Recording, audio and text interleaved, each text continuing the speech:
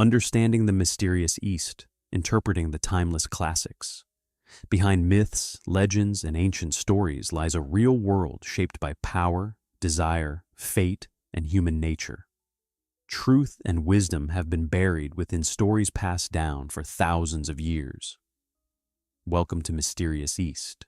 Today, let us uncover the hidden truth behind Jin Ping Mei. Chapter 1. The Desire Beneath Prosperity. To understand the mysterious East, we must first listen to its oldest stories. Today, we begin with Jin Ping Mei. If you stopped random people on the streets of China and asked them what kind of book Jin Ping Mei is, 9 out of 10 would probably give you a strange little smile. They would say, "Isn't it just some erotic novel? That story about Himen Qing and Pan Jinlian." But before judging it so quickly, I want you to set aside that prejudice. What if I told you this book is actually the Ming Dynasty's version of Dream of the Red Chamber? In the eyes of many literary masters, its literary status was considered even higher. Lu Xun once praised it as unmatched in its age, and Eileen Chang was one of its greatest admirers. Why?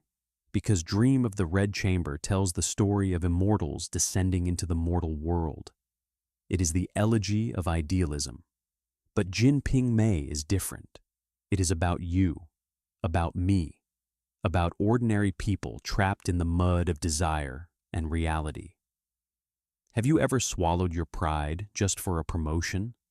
Have you ever watched someone your age suddenly become rich while bitterness quietly burned inside you? Late at night, have you ever stared at your bank balance and felt that only money could make you feel safe? If you have, then you must read Jin Ping Mei. This is not merely an erotic novel.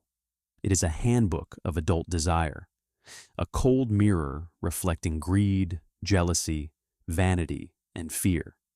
Its mysterious author, Lanling Xiaoxiao Sheng, writes like a surgeon holding a scalpel, carefully dissecting the darkest corners of human nature, layer by layer.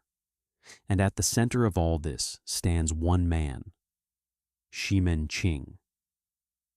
Most people remember him as nothing more than a lustful villain obsessed with women. But if that is all you see, then you have underestimated him completely. If Himen Qing were alive today, he would probably be the kind of successful man people both envy and secretly resent. Let us picture him clearly. He was around 26 or 27 years old, handsome, charismatic, and the perfect example of a modern hustler centuries before the modern world existed. He owned a large herbal medicine shop. That was his main business. He also lent money at interest. That was finance. Later, he even bought political power for himself, becoming a local official with influence over both law enforcement and the courts. Business, politics, the underworld, the elite. He moved effortlessly between them all. The core of Himen Qing's personality was never lust.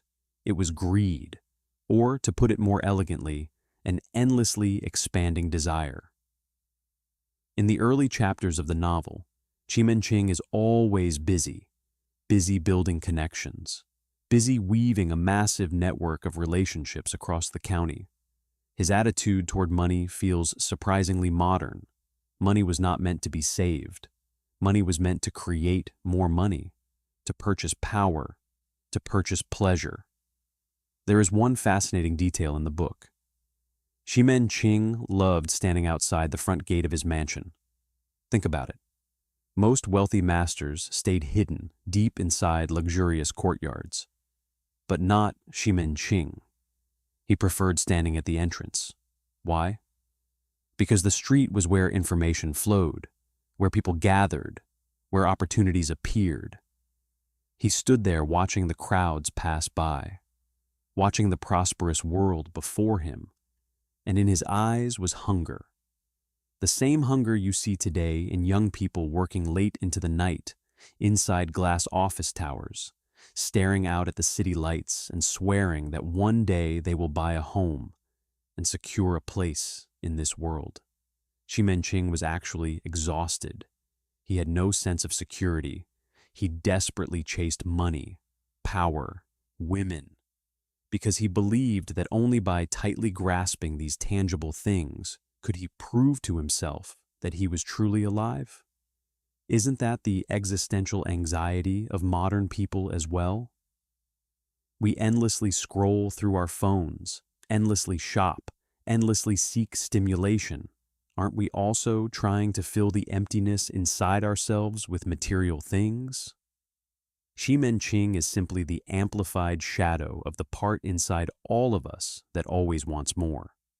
So after re-examining Xi Menqing, we realize he was never just a cartoonish villain. He was the prototype of the modern human consumed by desire. And if such a man existed, what kind of woman would be drawn into his world? That brings us to the most controversial female character in the novel, Pan Jinlian. But today, I do not want to focus on her scandals or affairs. I want you to see how a woman from the bottom of society was slowly transformed into a monster inside a cruel world. The moment people hear the name Pan Jinlian, they immediately think of words like lustful and vicious. But at the beginning of Jinping Mei, the author gives her an incredibly tragic background.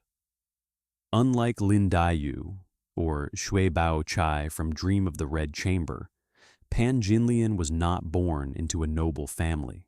She was treated as merchandise. Her beauty became both her greatest asset and her greatest curse.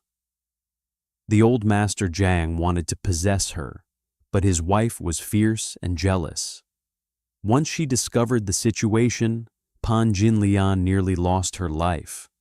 In the end, Zhang decided to dispose of her like unwanted property. He even paid money to marry her off to the ugliest and most useless man in town, Wu Dalang. Now try placing yourself in Pan Jinlian's position. You are young, beautiful, intelligent. You can play music. You can sing. You can read and write. You dream of a better life. And yet fate throws you away like garbage and traps you beside a short, weak, pitiful man. Every morning you wake up and see Wu Dalang's miserable face. Outside the window is the rough and vulgar life of poor laborers struggling to survive. How would you feel? Despair, complete despair. Psychology has a term called relative deprivation. Pan Jinlian's suffering did not come only from poverty.